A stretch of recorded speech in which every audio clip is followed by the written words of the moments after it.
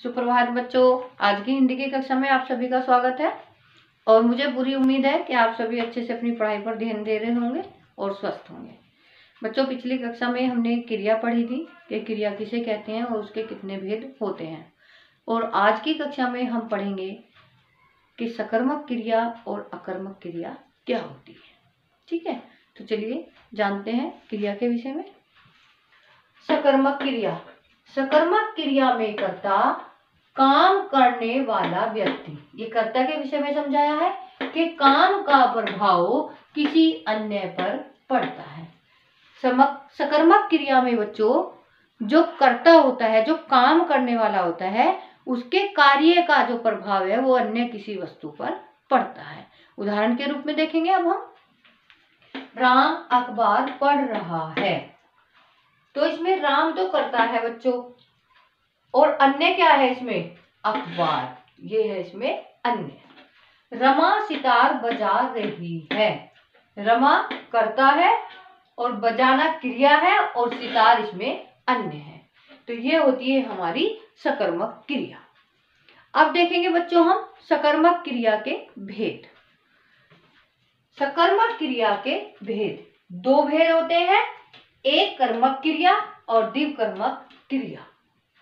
चलिए जानते हैं।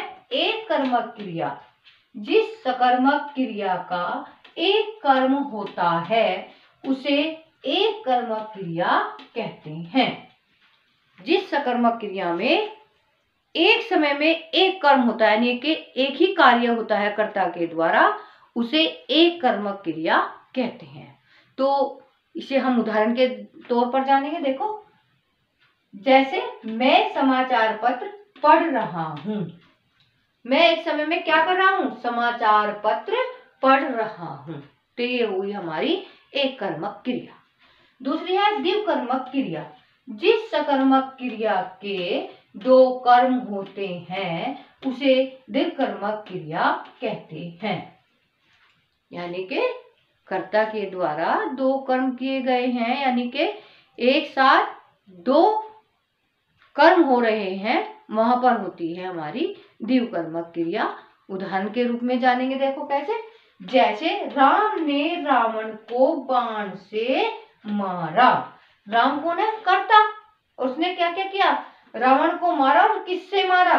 बाण से मारा, तो ये होती है हमारी द्विकर्मक क्रिया। तो यहां तक आपने जाना बच्चों कि सकर्मक क्रिया क्या होती है। कर्ता जब कोई कार्य करता है और उसका प्रभाव अन्य पर पड़ता है तो वो होती है हमारी सकर्मक क्रिया। जैसे कि मैंने उदाहरण बताया आपको कि राम क्या कर रहा है, यहाँ पर अखबार पढ़ रहा है, तो ये क्या है इसमें?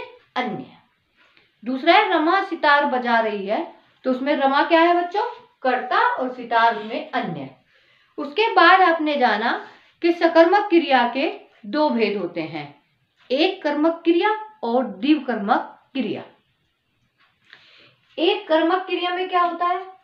जिस सकर्मक क्रिया का एक कर्म होता है उसे कहते हैं एक कर्मक क्रिया। जैसे मैं अखबार पढ़ रहा हूं, एक ही कार्य हो रहा है, एक कर्म हो रहा है। दूसरा है द्विकर्मक क्रिया। जिस सकर्मक क्रिया में दो कर्म होते हैं उसे द्विकर्मक क्रिया कहते हैं। जैसे राम ने रावण को बाण से मारा। तो बच्चों, आपने जाना कि किस प्रकार से हमारी सकर्मक क्रिया के भेद होते हैं और उनकी पहचान होती है। अब हमारा शेष रहता है अकर्मक क्रिया। अकर्मक क्रिया के विषय में हम अगली वीडियो में जानेंगे। तब तक आप इसमें जानिए, समझिए। कुछ समझ ना आए तो मुझसे संपर्क कीजिए। धन्यवाद।